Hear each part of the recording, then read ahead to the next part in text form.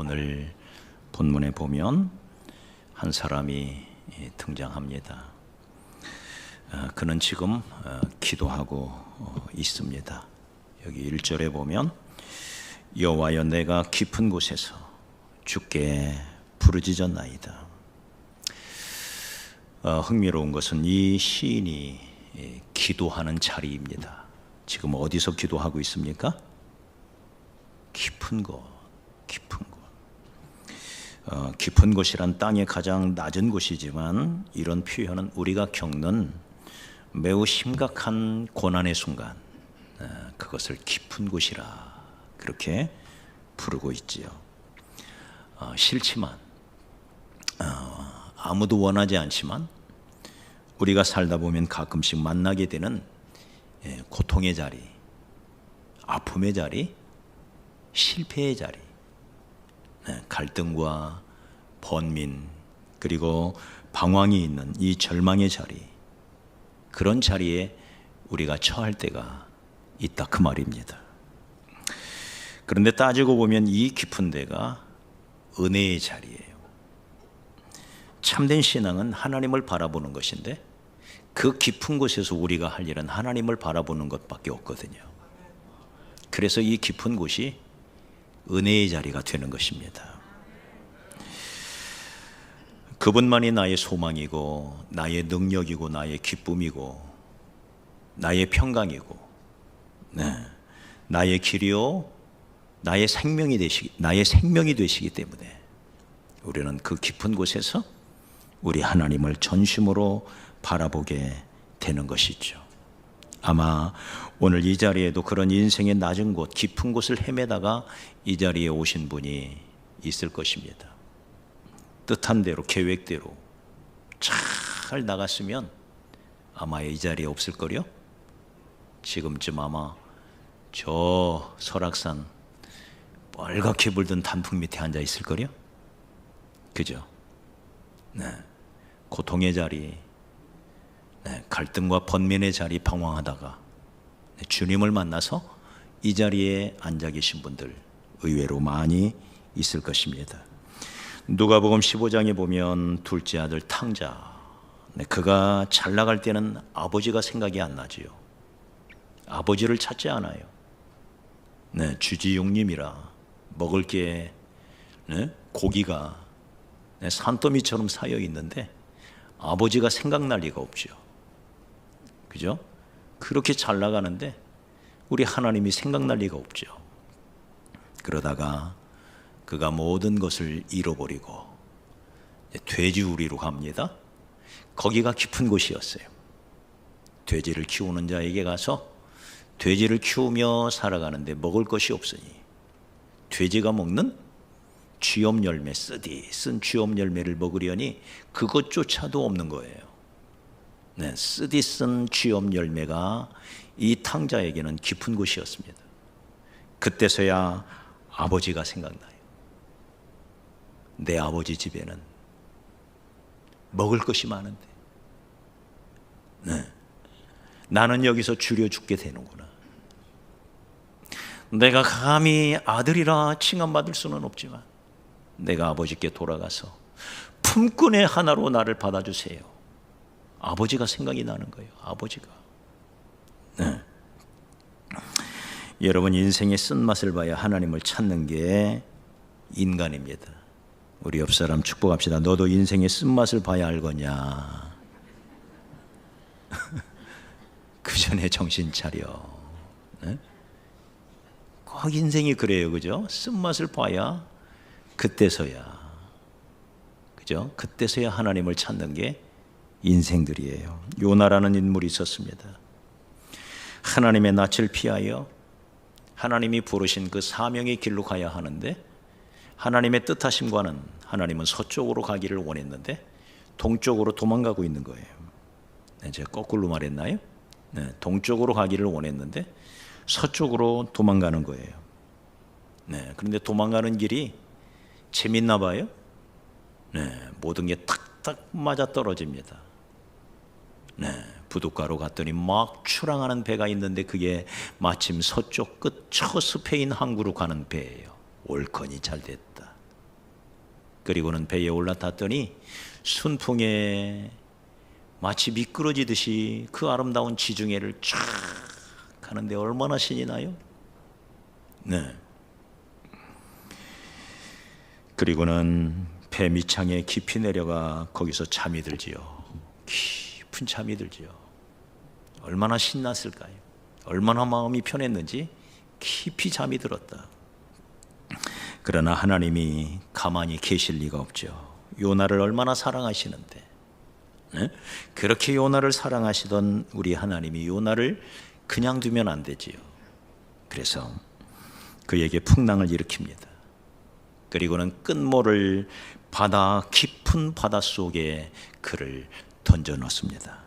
그리고는 요나서 2장 3절에 요나가 이렇게 고백하죠. 주께서 나를 깊음 속 바다 가운데 던지셨으므로 큰 물이 나를 둘렀고 주의 파도와 큰 물결이 다 내 위에 넘쳤나이다.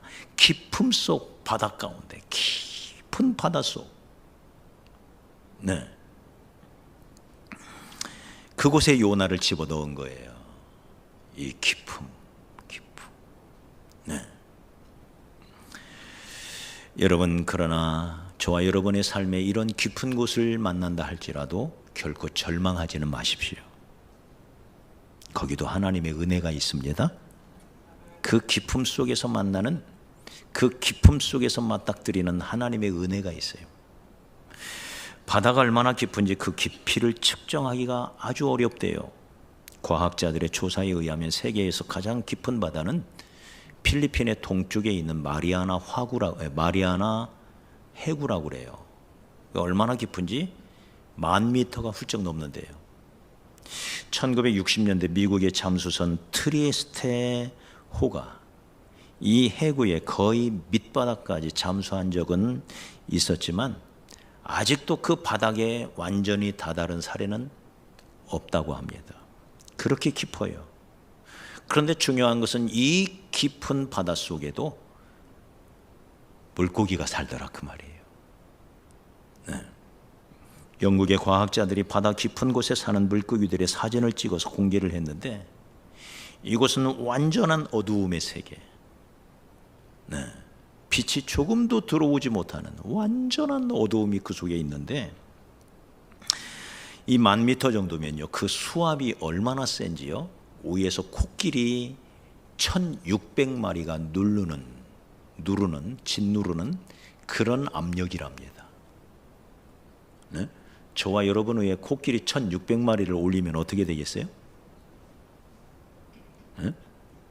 가루도 안 남겠죠? 네. 그런데 그 속에 물고기가 있더래요. 헤엄치는 물고기가 있더래요. 그 물고기를 스네일 피시, 우리말로는 꼼치라 부르는데 올챙이처럼 생겼는데 그 꼬리가 길어요.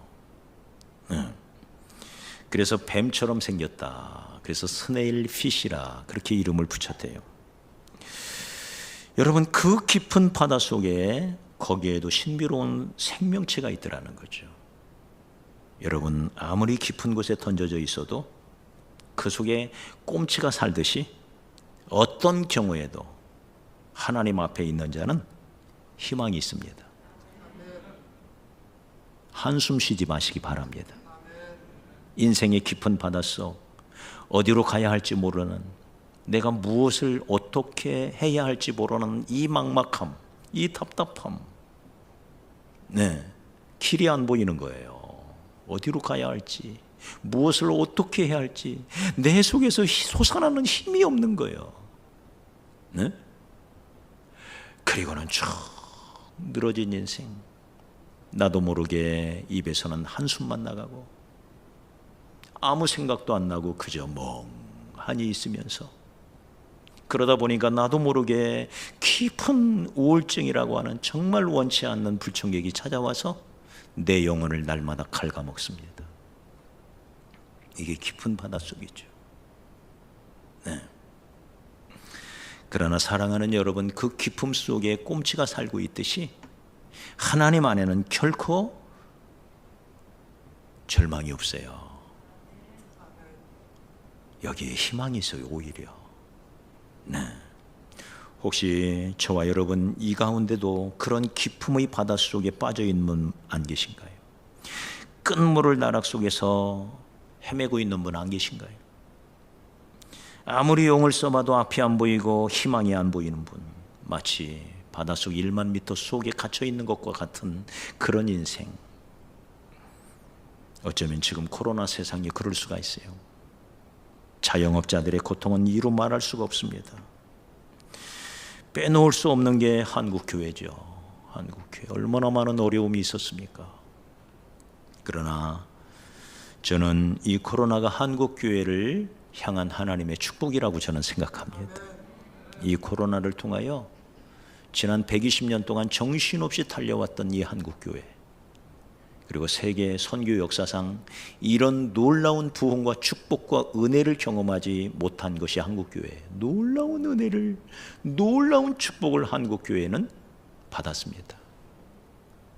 그런 가운데 찾아온 이 코로나가 우리로 하여금 다시금 하나님을 바라보게 하고 내 신앙을 점검하게 하고 내 신앙이 진짜였는지 가짜였는지, 정말 내 신앙이 알곡이었는지 가라지였는지, 내가 정말 나의 구원자, 나의 왕이신, 나의 목자이신 하나님만 바라보고 사는 인생이었는지, 아니면 내가 얼마나 나약한 존재였는지를 적나라하게 보여주고 확인할 수 있었던 기회지요. 그러니 축복이죠. 자, 사랑하는 여러분, 무엇보다도 왜 이 기품이 우리에게 은혜가 될까? 이 기품. 첫째는 우리가 거기서 기도할 수 있기 때문입니다. 기품의 자리는 기도의 자리예요. 그래서 은혜의 자리가 되는 거예요. 할렐루야. 따라합시다. 환난 가운데 부르짖어라. 내가 너를 영화롭게 하리라. 우리가 환난 중에 이 기품의 바다 속에서 하나님 앞에 부르짖어 기도할 수 있다면 거기서 우리는 우리를 영화롭게 하시는 하나님을 만날 거예요. 따라합시다. 기도가, 고난이 기도라는 다리를 건너가면 영광이 된다. 할렐루야. 이 기품의 바다, 내게 찾아온 이 절망의 순간, 이것이 우리가 기도 속에 들어갈 수만 있다면 그게 변하여 하나님의 영광과 능력을, 살아계심을 체험할 수 있는 놀라운 기회가 된다는 것입니다. 여기 오늘 시편 기자가 그렇게 노래합니다. 우리 1절과 2절을 다시 한번 읽어요. 시작. 여호와여, 내가 깊은 곳에서 주께 부르짖었나이다.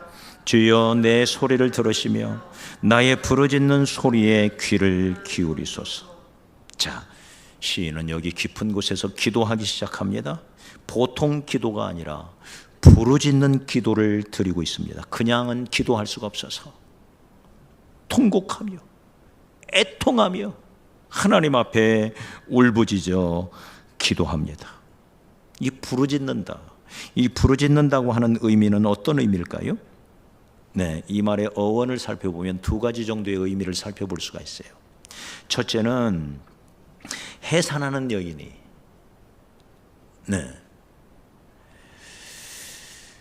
그 해산의 고통 속에서 절규하는, 뱃속에 사금파리를 넣고 세탁기를 돌리듯 돌리는 아픔을 여인들은 맛본다고 그래요.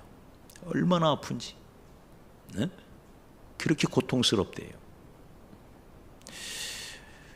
어떤 분이 그러길래 이빨 아플 때보다 더 아파요? 내가 그랬어요. 이빨 아프고, 우리 남자들 이빨은 아파 보잖아요. 그랬더니 그것보다 10배는 더 아파요 그러더라고요. 그러니까 얼마나 고통스럽다는 얘기예요. 그 고통 속에서 하나님 앞에 부르짖는 그 절규하는 여인처럼 그걸 우리는 부르짖는다. 이 깊은 바다 속에서 할 일은 그것밖에 없는 거예요. 그리고 이 말은 두 번째, 위급하고 절박한 순간 구조의 손길을 기다리며 외치는 소리라는 거죠. 이를테면 바다에 빠져서 구사일생으로 물 위에 떠있는 통나무를 붙들고 표류를 하는데 드디어 3일 만에 배가 한 척이 지나가요. 100m밖에 안 떨어졌는데 나를 못 보고 그냥 지나가는 거예요. 여러분 그때 어떻게 하실래요? 3일 만에 네? 다시 언제 올지 모르는 배, 그 배가 바로 옆으로 지나가는데 나를 못 보고 지나가는 거예요. 어떻게 하실래요? 3일 동안 아무것도 먹지도 마시지도 못했으니 힘은 하나도 남은 힘은 없겠지요. 그렇지만 어떻게 하실래요? 있는 힘을 다하여 저 좀 살려달라고, 여기 좀 봐달라고 외치지 않겠어요? 그죠? 여기요! 여기요! 외치지 않겠어요? 그걸 부르짖는다는 거지요. 네. 진실하게, 절실하게, 간절하게 해산이 임박한 여인의 부르짖음처럼 절규하는 소리를 우리는 부르짖는 기도라. 물고기 뱃속의 요나처럼, 네, 웅덩이에 던져졌던 요셉처럼, 그리고 다니엘처럼, 야복강 나루터의 야곱처럼 하나님 앞에 매달리는 거예요. 결사적으로 매달리는 거예요. 사랑하는 여러분, 오직 주만 바라보는 것입니다. 오직 여호와를 앙망하는 자는 새 힘을 얻으리니 그는 독수리의 날개치며 올라감 같을 것이라. 걸어가도 피곤함이 없고 달려가도 곤비함이 없는 새 힘을 하나님이 주신대요. 네? 여러분, 사람이 무슨 힘을 주겠어요? 그 힘은 지극히 제한적일 수밖에 없어요. 그러나 하나님이 주시는 힘은 새 힘이래요. 새 힘. 내 속에서 솟아나는 새 힘. 퍼내면 퍼낼수록 새롭게 솟아나는 샘물과 같은 힘. 그 힘을 누가 주시느냐? 전능하신 우리 하나님만 주실 수가 있어요. 내 손을 붙잡고 내 마음속에 용기를 주고 희망을 주고 다시 살아갈 수 있는 길을 보여주시면서 나 혼자만 가라는 게 아니라 내 손을 붙잡고 때로는 내 앞서서 때로는 내 옆에서 때로는 내 뒤에서 등을 밀어주시면서 나와 함께 가주시는 분, 그분 우리 하나님이십니다. 그러므로 하나님을 바라보시기 바랍니다. 그게 희망이에요. 깊음 속에 있는 자의 희망. 그런 기도할 수 있는 데서 다시 일어설 수가 있는 것입니다. 저는 이번 다니엘 기도회가 그런 시간이 되었으면 좋겠습니다. 우리 민족이, 우리 한국교회가, 그리고 우리 밝은빛 교회가, 그리고 저와 여러분의 개인의 삶의 현장에서 경험하는 그 절망, 그 기쁨, 그 기쁨의 그 흑암처럼 깊은 절망, 그 답답함, 그거 다 죽게 내려놓고 마음껏 찬양하고 그리고 하나님 앞에 부르짖어 기도하는. 그래서 여러분, 단순한 기도 제목을 가지고 나오십시오. 네, 기도하기 얼마나 좋은 계절입니까? 가을이 가는 길목에서 21일 동안 우리 매달려 하나님 앞에 기도해 보자고요. 할렐루야. 하나님 앞에 간절히 기도할 때 기쁨의 자리가 은혜의 자리가 될 줄로 믿습니다. 왜 이 깊은 곳이 은혜의 자리일까요? 첫째는 기도할 수 있기 때문에. 한 걸음 더 나아가 거기는 자기를 돌아보는 자리가 되게 돼요. 네. 계속되는 말씀을 같이 읽어봅시다. 3절과 4절입니다. 시작. 여호와여, 주께서 죄악을 지켜보실진데 주여 누가 서리이까? 그러나 사유하심이 주께 있음은 주를 경외하게 하심이니. 시인은 이 깊은 곳에서 하나님 앞에 부르짖으며 간구하다가 그리고는 자기를 보게 돼요. 자신이 죄가 많은 존재임을 깨닫습니다. 네. 내가 하나님 앞에 잘못한 게 많구나. 이걸 깨닫게 돼요. 그러면서 하나님의 은혜를 구합니다. 하나님, 주께서 죄악을 지켜보실진데, 주님이 내 죄를 다 보고 계신데 누가 감히 하나님 앞에 고개를 똑바로 들고 서 있을 수 있겠습니까? 내가 죄가 그렇게 많다는 거죠.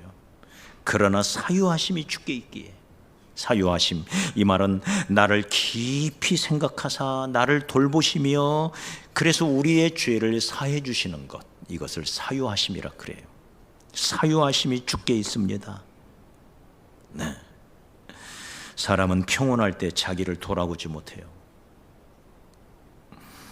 노는데 정신이 팔려 있는데 어떻게 자기를 돌아보겠어요? 먹고 마시며 놀고 얼마나 정신이 없어요? 여유가 없어요. 그러나 고난이 오고 아픔이 저와 여러분의 삶의 피부에 와닿으면, 네, 그때서야 우리는 우리 자신을 보기 시작합니다. 깊은 곳에서 얻는 은혜지요. 나를 돌아볼 수 있다는 것. 이번 코로나도 우리를 돌아보는 기회가 되고 있잖아요. 한국 교회를 돌아보는 기회가 되고 있잖아요. 진정으로 우리가 제대로 하나님을 섬겼는지 우리의 믿음을 돌아보는 기회가 되잖아요. 종종 병원에 가면 왜 이렇게 환자들이 많은지, 그 많은 병원, 그 넓은 병실 속에 환자들이 가득히 있는 거예요. 가득히, 층층. 왜 이렇게 환자가 많은지. 그런데 심각한 질병에 걸려 투병하는 성도를 만나다 보면 오히려 은혜를 받아요. 은혜를. 왜요? 격려하러 갔다가 그분의 간증이 너무 은혜로워요. 조금 아픈 것 가지고는 안 되고 생사를 넘나드는 고통을 겪는 분들은 한결같은 고백을 합니다. 내가 세상을 잘못 산 것 같아요. 네? 자신을 돌아보는 거죠. 내가 세상을 잘못 산 것 같아요. 네. 사랑하는 여러분, 인생의 깊은 곳에서 자기를 돌아보니 자기의 죄가 보여요. 자기의 허물이 보여요. 내가 헛살았구나. 내가 잘못 살았구나. 네. 그러니 이 기쁨의 자리가 유익이죠. 그리고는 그것을 회개의 기회로 삼아요. 돌이킬 수 있는 기회로 삼아요. 그래서 시편 기자는 시 119편 67절과 71절에서 이렇게 고백합니다. 고난당하기 전에는 내가 그릇 행하였더니 이제는 주의 말씀을 지키나이다.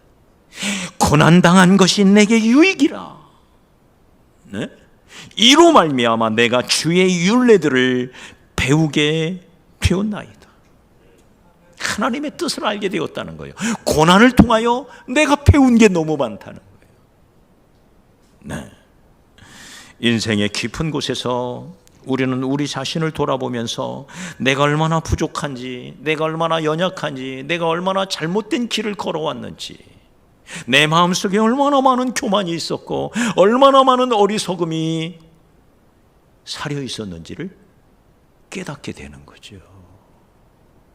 네. 그러므로 지금 내가 어려움이 있다면, 내가 깊은 곳에서 헤매고 있다면 자신을 돌아보는 은혜를 꼭 누리시기를 바랍니다.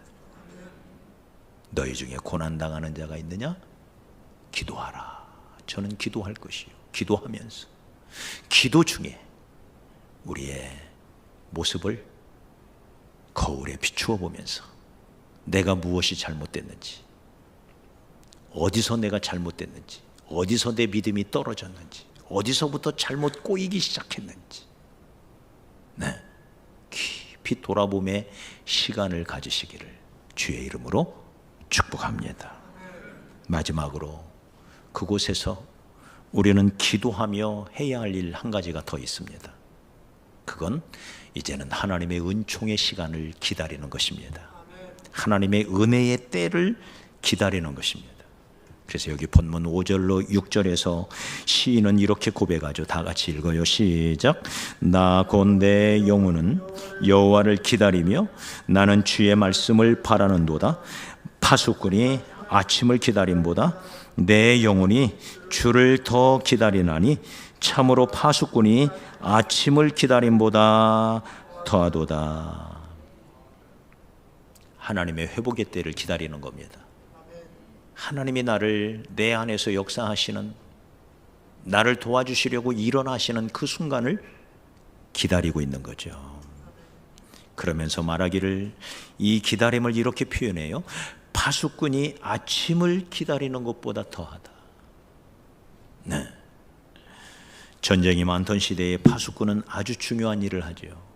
밤새 파수꾼으로 파수를 쓰다 보면, 네, 나를 믿고 온 백성이 편히 쉬고 있는 것은 좋지만 이 파수를 쓰는 파수꾼의 그 기다림은 얼마나 고통스러운지 몰라요.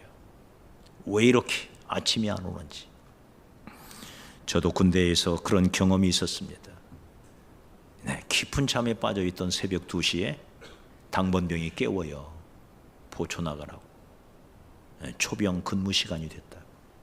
가면 2시간을 서야 되는데 우리는 후방이라 혼자 섰어요. 혼자. 둘이만 있으면 둘이 소곤소곤 얘기도 하면서 지나갈 수 있잖아요. 근데 혼자 나가는 거예요. 혼자 새벽 2시에. 그리고는 새벽 4시까지 혼자 서 있으려면, 네, 시원한 날이야 괜찮지만 아주 추운 날 팔팔 떨면서 그 총 옆구리에 차고 서 있으려면요 얼마나 힘든지. 네, 1일 여삼추가 아니라 1분 여삼추 같아요. 1분 가는 게 왜 이렇게 긴지 시간만 수백 번을 쳐다보는 것 같아요. 시계를. 네? 그래야 2시간이 가요. 그렇게 파수꾼이 아침을 기다리는 것보다 더 하나님을 기다린다는 거예요. 네. 사랑하는 여러분, 하나님을 기다리면 하나님이 때에 맞춰 마침내 내게 다가오실 줄 믿습니다. 기다려야 돼요. 신앙은 기다림이에요. 우리 하나님도 기다리시는 분이에요. 네. 내가 하나님 앞에 돌아오기를 기다리고 있어요. 우리 하나님은 언제까지 기다릴까요? 하루가 천년같이, 천년이 하루같이 내가 하나님 앞에 돌아오기를, 그래서 하나님 앞에 온전히 세워지기를 하나님은 나를 기다리고 계세요. 기다리지 않았다면, 나 같은 자를 기다려주지 않았다면 나 벌써 벼락을 맞아도 1000번은 맞았을 거예요.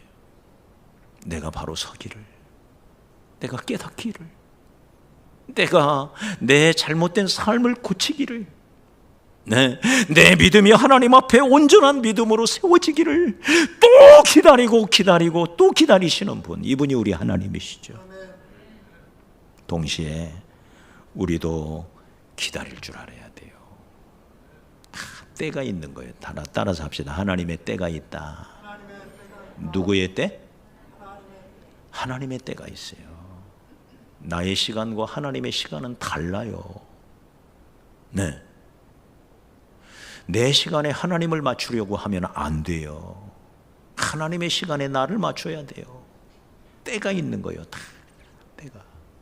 목적이 이룰 때가 있고, 전진할 때가 있고, 후퇴할 때가 있고, 천하만사에, 천하범사에게 기한이 있다 그랬어요. 다 때가 있는 거예요. 주부가 쌀을 씻어 밥통에 넣고 기다려야 밥이 되지요. 이놈의 밥이 왜 이렇게 안 돼? 하고 매일 뚜껑을 열으면 밥이 되겠어요? 설익어 버리죠. 네, 기다려야 돼요. 농부가 씨를 뿌려놓고 기다려야 돼요. 아무리 베테랑의 농부라도 씨를 뿌리고 바로 거둘 수 있는 사람은 없어요. 때를 기다려야 돼요. 우리 농장에도 지난 5월 초에 고구마를 심었더니 드디어 추수의 때가 왔어요. 오늘이 바로 그날입니다. 시간 되시는 분들은 오시기 바랍니다. 고구마 캐기 체험을 하실 수가 있습니다. 네. 고구마는 못 가져가요. 돈 주고 사셔야 돼요.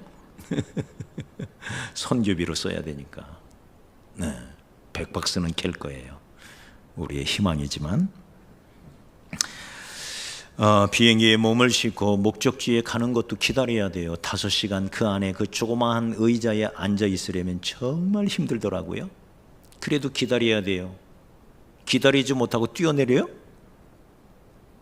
어떻게 되겠어요? 기다려야지. 하나님의 때가 있어요. 그러나 그 때가 되면, 그 때가 더딘 것 같지만 하나님의 때는 하나님께, 그리고 우리 모두에게 가장 좋은 때를 하나님은 기다리시는 거예요. 할렐루야. 가장 좋은 때가 있어요. 선을 해다가 낙심하지 말지니 포기하지 아니하면 때가 이름에 거두리라. 할렐루야. 때가 이름에 속히 이루리라. 네, 집 나간 당자를 아버지가 기다리죠. 언제 돌아올까? 네, 마루에 앉아, 때로는 앉아 있을 수가 없어. 기둥에 어깨를 기대고는 동구박 언덕 너머를 쳐다보는 거예요. 매일같이 언제 내 아들이 돌아올까? 틀림없이 돌아올 거야. 이제나 저제나 언제 돌아올까 기다리고 더 기다리며 서 있는 우리 하나님의 모습.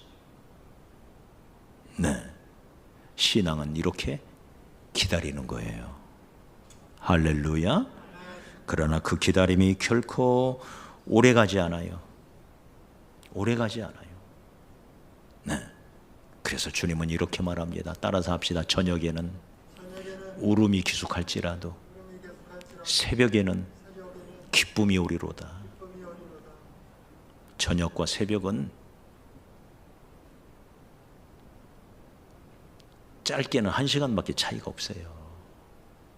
긴 것 같지만, 긴 밤이라고 하지만요, 그렇게 길지 않아요. 그렇기 때문에 하나님의 은혜를, 그리고 그 응답의 순간을 바라보면서 간절히 기도하는 거예요. 그러면 하나님의 때에 가장 좋은 방법으로 우리에게 역사해 주실 줄 믿습니다. 다니엘 기도도 마찬가지입니다. 다니엘이 자기 백성을 위하여 하나님 앞에 기도하기로 작정하고 겸비한 마음을 품고 하나님 앞에 엎드려 기도하기 시작합니다. 간절히 하나님 앞에 21일 동안 작정 기도를 드리는데 도통 응답이 없어요. 해결이 안 되는 거예요. 하나님의 말씀이 임하지를 않는 거예요. 그런데 21일, 그것도 저녁 제사 드릴 즈음에 천사 가브리엘이 속히 날아오더니 다니엘아, 다니엘아, 내가 하나님의 응답을 가지고 왔다. 그러나 이 응답은 네가 네 백성 예루살렘 성과 네 백성을 위하여 겸비하여져서 기도하기로 작정한 바로 그날 그 응답이 떨어졌다. 그래서 내가 그 응답을 가지고 너에게 날아오는데 오는 중간에 바사 국군이, 어두움의 세력, 마귀의 세력이죠. 바사 국군이 나를 막아서 내가 지체하고 있었는데 마침 천사장 미가엘이 와서 바사 국군을 물리치고 그 미가엘의 도움을 받아 내가 이제서야 왔다. 그러는 거예요. 그래서 21일째 응답이 온 거예요. 할렐루야. 하나님의 때가 있는 거예요. 그 때를 바라보면서 아무리 힘들고 아무리 어렵더라도 그 깊은 곳에서 빠져나오는 그 구원의 순간이 있음을 믿으시고 하나님 앞에 기도하시기 바랍니다. 그리고 밀물때가 오기를 기다리면서 준비하십시오. 반드시 옵니다. 그날이 반드시 와요. 준비해야 돼요. 기도로 준비해야 되고 우리의 힘을 기르고 있어야 됩니다. 지금은 힘들고 어려운 삶의 현장이지만 하나님의 말씀으로 위로를 받고 그 말씀을 붙잡고 그 때가 올 줄을 믿고는 묵묵히 우리의 자리를 지키면서 한숨 쉬지 말고, 네? 낙심 가운데 한숨 쉬지 말고 넉넉히 있지 말고 준비하고 있어야 돼요. 반드시 하나님이 허락하시는 밀물 때가 온다. 네. 내 인생을 들어 쓰시는 실로 귀한 순간이 온다. 그때를 바라보며 하나님 앞에 기도하며 준비하고 있어야 돼요. 중국의 대나무 농사를 짓는 사람들처럼 그들은 죽순을 얻기 위하여 땅에 대나무를 심습니다. 그런데 순이 나오질 않아요. 1년이 가도 2년이 가도 순이 나오지를 않아요. 그런데도 이 농부들은 태평합니다. 여전히 풀을 메고 그리고 물을 주면서 거름을 주면서 기다립니다. 3년이 지나도 단 하나의 순이 나오지를 않아요. 그래도 포기하지 않고 기다립니다. 기다리며 여전히 물을 주고 거름을 주고 그리고 김을 매주고 또 기다립니다. 4년이 지나면 나왔을까요? 드디어 5년째 죽순이 솟아나기 시작합니다. 꿈쩍도 하지 않던 이 뿌리에서 드디어 움이 솟아요. 움이 솟는데 2주 만에 30m가 커버려요. 할렐루야. 하나님의 방법이에요. 때가 이름에 속히 거두리라. 시작. 다시 한번 시작. 때가 이름에 속히 거두리라. 우리 하나님의 은총의 때를 바라보면서 기쁨의 순간에 거기서 한숨 대신 부르짖어 기도하시기를 바랍니다. 기도하다가 자신을 돌아보시기 바랍니다. 나의 문제가 무엇이었는지, 내 근본적인 인생에 무엇이 어디서부터 잘못 꼬이기 시작했는지, 어디서부터 내가 첫 단추를 잘못 끼웠는지, 무엇이 문제였는지를 돌아봐야 돼요. 그리고는 하나님의 은혜의 때를 기다리십시오. 하나님께서 때가 되매 가장 좋은 방법으로, 가장 아름답고 선한 방법으로 내 인생 가운데 개입하셔서 나를 새롭게 하시고 우리 가정을, 우리 일터를 새롭게 하실 줄 믿습니다. 이 시간에 우리 하나님 앞에 찬송 하나 드려요.